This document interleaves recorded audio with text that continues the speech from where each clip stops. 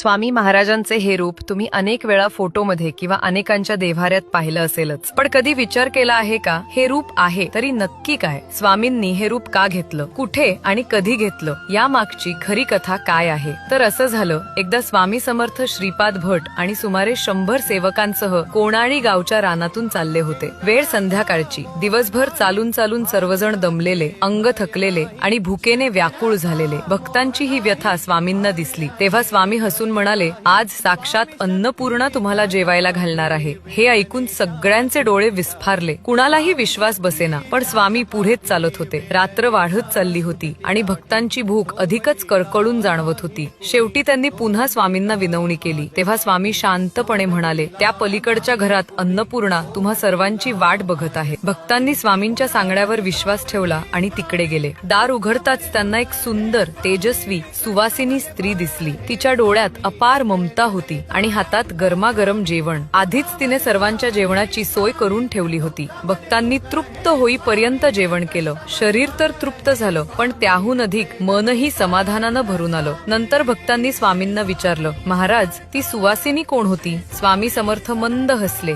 आणि म्हणाले, ती दुसरी कोणी नसून माता अन्नपूर्णाच होती. तुम्हाला जेवायला घालण्यासाठी ती माझ्याच रूपातून प्रकट झाली होती. म्हणूनच स्वामी समर्थांना अनेक भक्त स्वामी